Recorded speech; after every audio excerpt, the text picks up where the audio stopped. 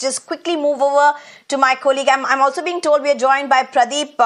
Good to see you, Pradeep. We'll just come to you in a short bit. Let me just go across to Shrishti, who's been waiting for us. Shrishti, whom do you have with you? Tell us what's the sense that they are getting on the ground. Are they happy with what the exit polls are showing? Of course, matter of moments, and India will get to know who wins.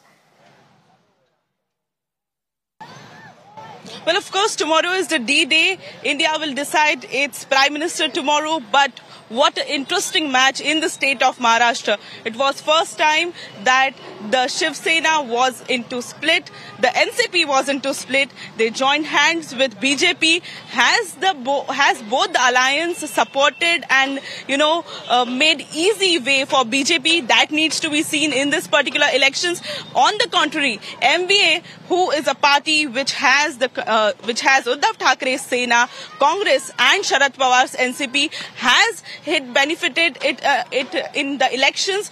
MVA was absolutely strong, as we have seen in these particular elections. However, what exit poll shows, the Times Now's exit poll shows, is that the 22 seats will be backed by MVA. However, 26 seats will be backed by the Mahayuti. We have to see what comes across from the people, what they feel. Sir, you tell us what are your predictions, what you are feeling. Tomorrow is the D-Day. Who will be the Prime Minister? I think it's pretty clear that the next Prime Minister is going to be Mr. Narendra Modi, and we can see this by the environment, by the feel of everything in the state. In Maharashtra, I think the NDA is going to get 35 plus seats for sure. So you're saying 35 plus seats, yeah. NDA will back. Do you think that the Ajit Pawar faction as well as the Shinde faction has helped BJP? Yes, most definitely. I think the NDA as a whole has done a brilliant job in election management, election strategy and election execution of the strategy within the state. And I feel like because of this and the work that they've done in the last 10 years has been phenomenal. And due to that, I think the people of Maharashtra have already realized which faction they want in power, and that is the NDA and the Mahayuti in Maharashtra. So you're saying Mahayuti in Maharashtra and NDA in country. Sir, you tell us 400 पार की बातें हो रही थी, पर अभी 358, 360 के around जो है वो नंबर्स सामने आ रहे हैं एग्जिट पोल्स के. हालांकि इंडिया अलायंस के 150, 138 ऐसे कुछ नंबर्स आ रहे हैं सामने. क्या कहना चाहेंगे आप, कैसे देखते हैं इस पूरे डायनामिक्स को? हालांकि राहुल गांधी तो फैंटेसी नंबर बात कर रहे हैं कि 298 की बात कर रहे हैं. जैसे 400 पार, जैसे मोदी जी ने भी कहा जैसे एनडीटीवी के इंटरव्यू में कहा कि 400 पार तो बस एक गिमिक था.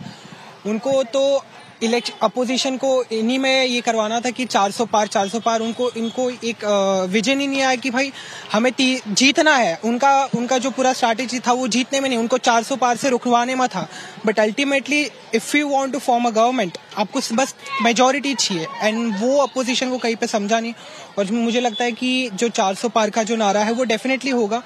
जो एग्जिट पोल भी, कई एग्जिट पोल में भी बता रहे कि 400 क्रॉस हम करेंगे. So let's see. PM Modi is what you are eyeing for, and you absolutely support PM Modi. Yes, definitely. Sir, आप बताइए, क्या ऐसे काम आपको महसूस हुए पूरे महाराष्ट्र में और देश में भी जिससे आपको लगता है कि एक पर्टिकुलर पार्टी को एज मिलना चाहिए? आज नरेंद्र मोदी जी का काम जो देश में चालू है, इंटरनेशनल लेवल को जो आज अपने भारत का जो स्तर ऊपर हुआ है, वही नरेंद्र मोदी जी की वजह से हुआ है. आज देखिए आप, वो जो अपना यूक्रेन का हुआ, उसमें अपने सब बच्चों लोगों को कैसा उन्होंने सेफली बाहर लेके आया. इसके वजह से आज लोगों में विश्वास है उनके लिए. और ऐसे ही हमको प्राइम मिनिस्टर चाहिए जो स्ट्रांग है, जो अपना देश मजबूत कर सके. सर, हमसे जुड़ने के लिए. सर, आप बताइए, महाराष्ट्र में काफी समीकरण बदले हैं. पिछले 2 सालों में जो शिवसेना है उसमें स्प्लिट हुआ, एनसीपी में स्प्लिट हुआ. अभी जो है वो दोनों के एक पार्ट जो है अपोजिशन में खड़े हैं, एक दूसरे के सामने खड़े हैं. आप एज अ सिटीजन, आप यहाँ पे रहने वाले हैं, हम वर्ली में खड़े हैं. Of course I tell you my viewers, Worli is a constituency of Aaditya Thackeray, son of Uddhav Thackeray. Worli में खड़े हैं हम. क्या कहना चाहिए? मैडम, सबसे पहले तो बात है कि शिवसेना और बीजेपी साथ में लड़े थे. उनका एजेंडा एक था कि हमको भारत को प्रगति पर लाना है. जब चुनाव जीतने के बाद शिवसेना अलायंस अलग हो गई और उन्होंने विपक्ष के साथ में उन्होंने समझौता गठबंधन कर लिया. उसके बाद में जो उनके साथ जो काम करने वाले जो सहयोगी कार्यकर्ता थे, जो एमएलए थे, उनके दिल में कहीं पर रहेगा कि हम लोगों ने मोदी जी का चेहरा लेकर हम लोगों के सामने गए हैं, हम चुनाव जीते हैं. उसके बाद भी उद्धव ठाकरे ऐसा करने के बावजूद उनके दिल में कुछ वो गलत जैसे लगा उनको. और हमको या महाराष्ट्र के लोगों को चाहिए कि हमको विकास और विश्वास ये दोनों चीज पर हम लोग विश्वास रखते हैं और देश का नेतृत्व जो करेंगे वो नरेंद्र मोदी जी ही करेंगे और हमको आने वाला लगता है कि 400 पार नहीं 400 पार ही होगा, ये हमारा विश्वास है। Right. Srishti, very interesting points the gentleman making there. Vikas or Vishwas. Of course, thank you so much for bringing us those voices.